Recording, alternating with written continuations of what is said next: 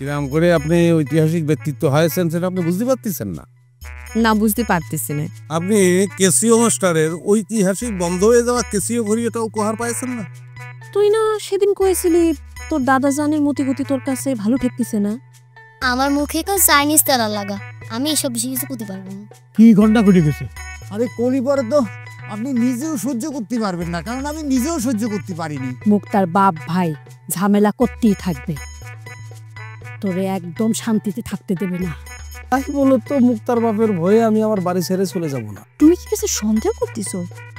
কি করতে পারে সেটা আমি জানি, কিন্তু ওরা যে আমার মেয়েটারে ভালো থাকতে দেবে না এ ব্যাপারে আমি নিশ্চিত।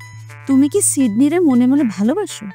না না, তা না হলে পরে তুমি তারে নিয়ে এত আগ্রহ দেখাচ্ছ কেন? হ্যাঁ, গত মাসে আমি সায়াক যে প্রাইভেট পড়াইলাম সেই বেতন থেকে তুমি 20টা টাকা আমাকে কম দিয়েছিলে, মনে আছে? বলেছিলে যে পরে দিয়ে দিবে, টাকাটা তো দিলে না মামা। এই ফাইটিং নিউটন, তুমি তো দেখতেছি খুব উচ্চ মাত্রার একটা ছোট লোক। এক মাসে তোমাকে মাত্র 20টা টাকা কম দেওয়া হয়েছে, সেই টাকা সাথে তোমার লজ্জা করলো না? লজ্জা করবেন কেন মামা? 20 টাকা কি টাকা না? তাছাড়া আমি কি মাসে একদিনও কম পড়াইছি যে আমার তোমার কাছ থেকে 20 টাকা কম নেওয়া লাগবে? আরে যতটুকু সময় তোমার পড়ানোর কথা ততটুকু সময় তো তুমি পড়াও না। কি করলে মামা? আমি পড়ানোর ফাঁকি দেই? অবশ্যই ফাঁকিটা প্রত্যেক দিন তুমি 2-4-5 মিনিট করে পড়ার ফাঁকি মারো। মাস শেষে যদি সবগুলো মিনিট আমি হিসেব করি তাহলে তোমার তো 20 টাকা কম দেওয়া হয়েছে, এটি তো কম। উল্টো তোমার কাছ থেকে আমরা টাকা আরো পাবো।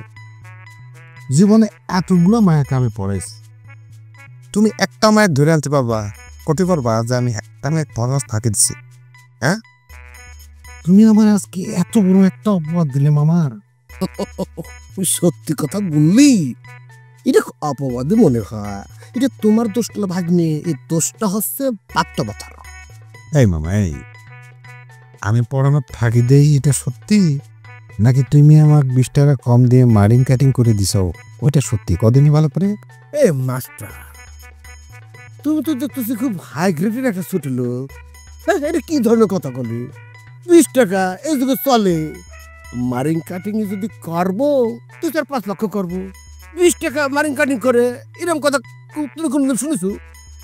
অন্য কেউ করে কিনা সেটা বলতে পারবো না, তবে তোমার ভিতরে এরকম একটা স্বভাব আছে। দেখো নিউটন মাস্টার, আমি কিন্তু তোমার এই কথায় খুব মাইন্ড খেয়েছি।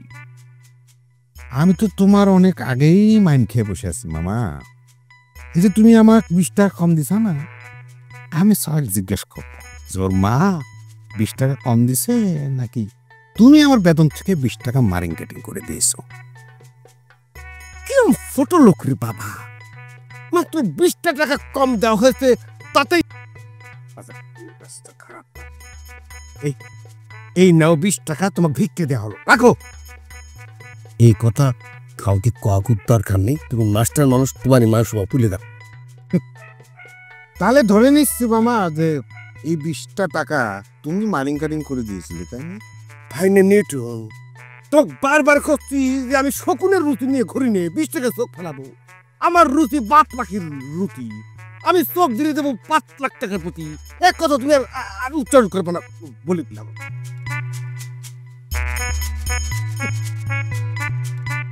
20 টাকা কোনো টাকা না, তাই না মামা?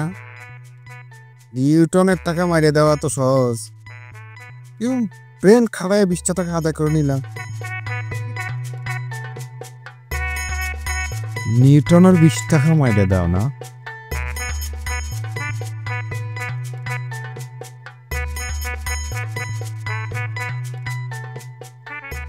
এই যে নিশের মা, এটা আমি কি শুনলাম? কি শুনিয়েছো? আমি কি করে কব কি শুনছি?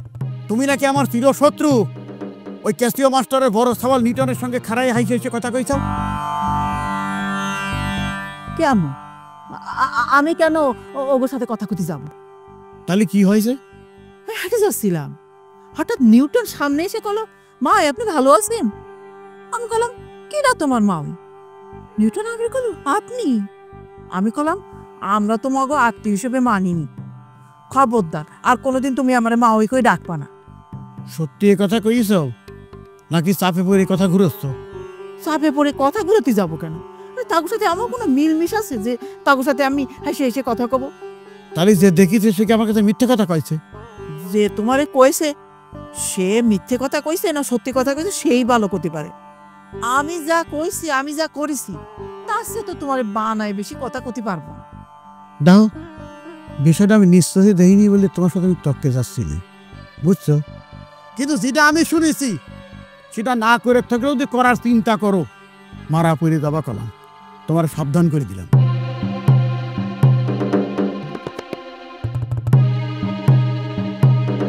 কিডা এই কথা ড্যানিশের বাপের কানে দিল, আমি তো কিছু বুঝতে পারতেছি না। না, একটু জন্য ধরা পড়ে যায়নি।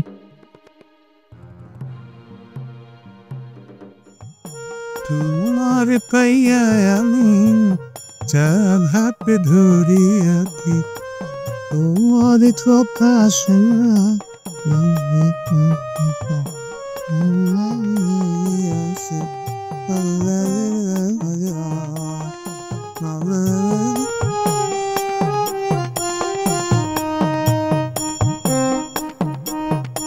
জানো নন্দদা, প্রতিদিন তোমার দোকানে একবার না আসলে আমার সামনে কেমন করে। আচ্ছা, তোমার দোকানের মালামাল দিন দিন এরকম কমে যাচ্ছে কেন? তোমার কি ব্যবসা পাতি ভালো যাচ্ছে না? বাকি খাই খাই বাকির খাতার সব পৃষ্ঠা তো তুমি একাই দখল করে রাখিছো জলসা ভাবি।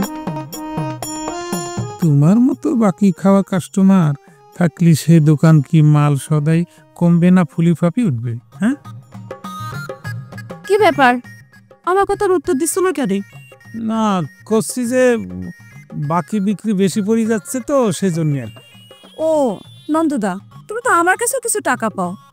আসলে আমার মাইয়ার বাপের রোজগার একটু কমে গেছে, ওনার রোজগার বাড়লে দেখবো আমি তুমি সকল টাকা ফেরত দিয়ে দিব। তুলির বাপের রোজগার বাড়তি বাড়তি তো আমার ব্যবসার লাল বাতি জ্বলে যাচ্ছে ভাবি। তাই করছিলাম কি, প্রতি মাসে অল্প অল্প করে দিলেও কিন্তু বাকি টাকা এত বাড়তে পারে না। শোনো নন্দদা, তোমার টাকা ব্যাংকে থাকার আমার কাছে থাকে সেম কথা। ব্যাংকে তো মাঝে মধ্যে টাকার ঘাটতি সম্ভাবনা ঘটতে পারে, কিন্তু আমার কাছে তোমার টাকার নষ্ট হওয়ার কোনো সম্ভাবনাই নেই। সেটা আমি হারে হারে টের পাচ্ছি ভাবি। নন্দদা, তুমি আমাকে করে চিপস দিয়ে দাও তো, আর সাথে করে ডেরি মিল্ক দিও। জানো মাইয়াডার খাওন যে দিন দিন কি পরিমাণ বাইরে যাচ্ছে, আমি ওরা কেমনে থামাম সেটাই ভাইবে পাই না। আমি ওরা একেবারে সাপ সাপ করে দিছি, এই শোন তুই কিন্তু তোর খাওয়ার বাদ থেকে একটু কমা। আমি যে ওরা কেমনে সামলাম সেটাই তো ভাইবে পাই না। ডেরি মিল্ক নেই ভাবি। ওই টাকা ছাড়া কি মাল আনা যায়? অল্প কয়েকটা সিট আছে, যা দরকার নিয়ে যাও।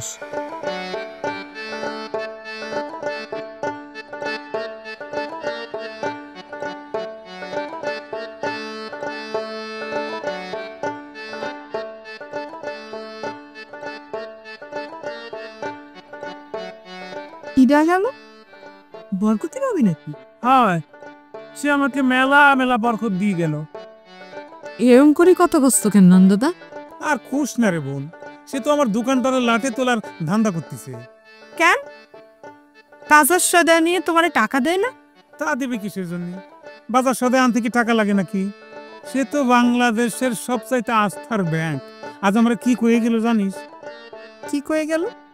কই গেল, আমার কাছে টাকা পাওয়া আর ব্যাংকে টাকা রাখা সমান কথা। ব্যাংকে তাও ঘাটতি যাওয়ার সম্ভাবনা আছে, কিন্তু আমার কাছে তাও নাই। তাহলে তো ভালোই। ভালো মানে খুব ভালো, দারুণ ভালো। আমার এই দোকান কোনোদিন যদি বন্ধ হয়ে যায় না, তাহলে পুরো ভাবি নিবি তার জন্য বন্ধ হয়েছে।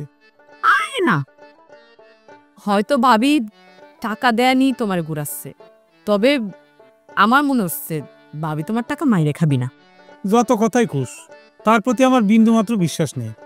তার নিয়ে আমি খুব মুসিবতের মধ্যেই আছি। বেশি সমস্যা মনে করলে মেনসেসারি করে দিবা। আরে সে তো একটা বিশ্বকৃপণ, তারা কিছু বললি সে এক কান দিয়ে শুনবে আর এক কান দিয়ে বাইর করে দিবে, লাভের লাভ কিছুই হবে না। স্যার বাদ দাও, এত সাবান দাও তো নন্দদা। কোন সাবান দেবো? গায়ে মাথায় সাবান। ওরে বাপুরে, গায়ে মাখা সাবান তো কতই আছে, কোনটা দেবো? তো তুমি জানো না যে আমি কোনটা গায়ে মাখি? ও সেটাই তো, মাথাটা নষ্ট করে দিয়ে গেছে তো। দাম বাড়ছে নাকি? না বাড়ে না। না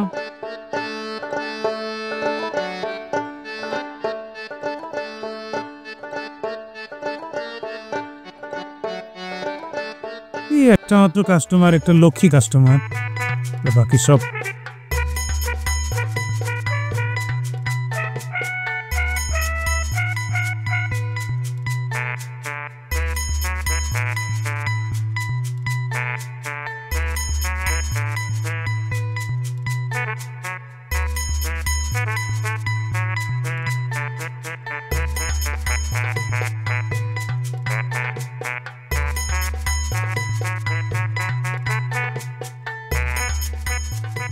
ভাইজান, তুমি হঠাৎ করে এরকম একটা সিদ্ধান্ত নিলে, অথচ আমাকে কারোর সাথে একবারও কথা করলে না। তুই কোন সিদ্ধান্তের কথা করছিস? এই যে তোমার ক্যাসিও ঘড়িটা তুমি হঠাৎ করে মায়ের দিয়ে দিলে। কারণ আমি চিন্তা করে দেখেছি যে আমার এই ক্যাসিও ঘড়িটা মায়ার কাছে সবচেয়ে বেশি যত্নে থাকবে। তোমার কথা ঠিক আছে, কিন্তু তুমি কি একবারও ভাবিছো মায়া আমাদের বংশের কেউ না? ভাবিছি। আজ বাদে কালোর বিয়ে হয়ে যাবে, পরের বাড়িতে গিয়ে ওর কাছে ওই ঘড়ির কি কোনো মূল্য থাকবে? শোন, আমার বিশ্বাস হলে গিয়ে মায়া যেখানেই যাক, যেখানেই থাক, আমার এই ঘড়িটারে সে খুব যত্নে রাখবে। তোমার 3 ছেলের মধ্যে কারো কাছে তো তুমি ওই ঘড়িটা দিতে পারতে, ওরাই তো তোমার বংশের প্রদীপ। আমার মনে হয় ওদের কাছেই তোমার ঘড়িটা বেশি নিরাপদ থাকতো। তোর ধারণাটা ভুল। এই কথা কেন করছো ভাইজান? এই জন্যই করছি যে আমার 3 সন্তানই এক একটা মস্ত পদার্থ। ওদের কাছে এই ঘড়ির কোনো মূল্যই নাই। ওদেরকে এই ঘড়িটা দিলে কি করতো জানিস? কি করতো? ওদের কাউকে এই ঘড়িটা দিলে ওরা সেটা বেছে খেয়ে ফেলতো। না ভাইজান, তোমার কথার সাথে আমি একমত হতে পারলাম না। হ্যাঁ, তুই তো আবার আমার 3 ছেলের বিরুদ্ধে কিছু বললেই পরে সেটা সহ্য করতে পারিস না, কিন্তু আসল কথা হইল কিন্তু আমি যেটা বললাম সেটাই। যারে দেখতে নালি তার চলন বাঁকা। তুমি তো ওদের কোনো সময় ভালো নজরে দেখোই না, সেই জন্যে ওদের সব কাজে তোমার খারাপ মনে হয়। দেখ, আমি একজন শিক্ষক মানুষ, মানুষ গড়াটাই হলো আমার কাজ। প্রথম দেখাতেই আমরা মানুষকে চিনতে পারি, তো আমি আমার 3 ছেলেকে চিনতে পারবো না, এটা কিরম করে হয়? আসলে কি জানিস, তুই ওদের স্নেহে অন্ধ হয়ে আসিস, তাই ওদের কোনো কিছু তোর কাছে খারাপ লাগে না। ভাইজান, তুমি যাই বলো না কেন, অনেকের ছেলিগের চাইতে তোমার 3 ছেলি অনেক ভালো। হ্যাঁ, ভালো হলে ভালো। আমি তো চাই যে আমার ছেলেগুলো অনেকের ছেলের থেকে ভালোই হোক।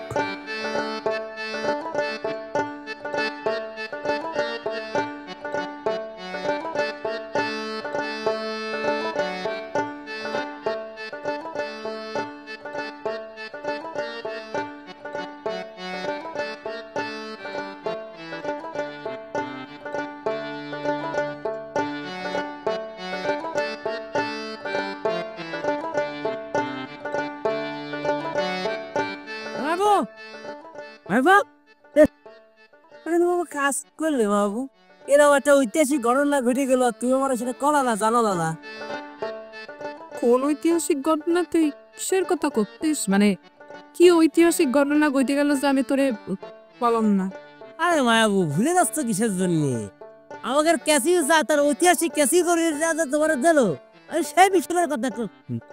সিডনি ভাইয়ের ওই বান্দর মার্কা চুল কাটার জন্য পুরস্কার স্বরূপ খালো আমারে এই ঐতিহাসিক ঘড়িটা উপহার দিছে। তো এই কথা আমার তোরে কেন কওয়া লাগবে? এ মায়াবু, আমি কি যা, আমি সাংবাদিক প্রেম কুমার, এটা তুমি জানো না? জানি তো, তুই যে অনেক বড় একটা সাংঘাতিক। তো আরে মায়াবু, তোমার এই ঐতিহাসিক ঘটনাটা নিয়ে যদি আমি একটা নিউজ করতে পারতাম, তাহলে পাবলিক কি পরিমাণে নিউজটা খেত তুমি তো জানো না। তো এই বিষয়টা কি এমন বিষয় যে এই বিষয়টা নিয়ে নিউজ করলে পাবলিক কি এমন খাওয়া খাবি? কি ওরে মায়াবু, তুমি এত বুকা কিসের জন্য? শোনো, এই কাশিও করি তো যেন তেন কোনো ঘড়ি না। এই কাশিও করি কলে পয়সা আমাদের মাস্টার সাহেব? হ্যাঁ, ইডা হচ্ছে তার শ্বশুরবাড়ি থেকে সে পাইছে। সে যখন এই ক্যাসি করে গ্রিপ পাইছে তখন মানুষ এই ক্যাসি করে কিনতেই পারতো না, এমন করে পাইছে সে। তার বাপ মা যে নাম দিয়েছে সেটাই মানুষ ভুলে গেছে, সে নাম ভুলে মানুষ তাকে ক্যাসিও মাস্টার করে ডাকতে। তার সে ঐতিহাসিক ঘড়িটা তোমার এমন একটা কারণে সে দিয়ে গেল, এটা তো একটা ঐতিহাসিক ঘটনা হয়ে গেল না? সিডনি ভাইয়ের চুল কাটার সঙ্গে ঐতিহাসিকের সম্পর্ক কি আমি একটু জানতে চাই তোর কাছে। ওরে মায়াবু, আমি একটা বিষয় খুব বুঝতে পারতেছি না। তোমার মতো একজন ইন্টেলিজেন্ট মায়ে সে সামান্য ব্যাপারটা বুঝতে পারতেছে না। আমি যদি বুঝতে পারতাম তারপরে কি আমি তোর কাছে জানতে চাতাম?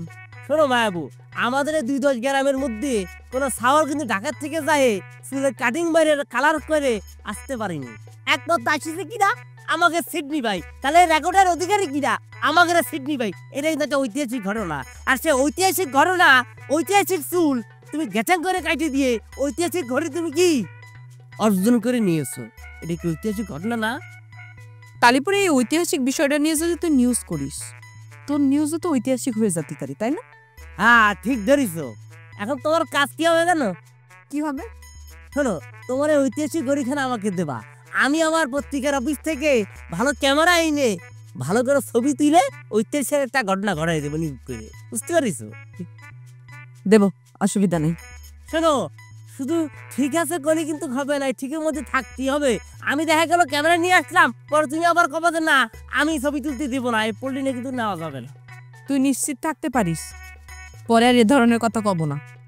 থ্যাংক ইউ বাবু, তোমার কথাখানা শুনে খুব ভালো ঠেকতিস। তাহলে আসুন জাতি করি। হ্যাঁ, ওকে দাদি বানাও।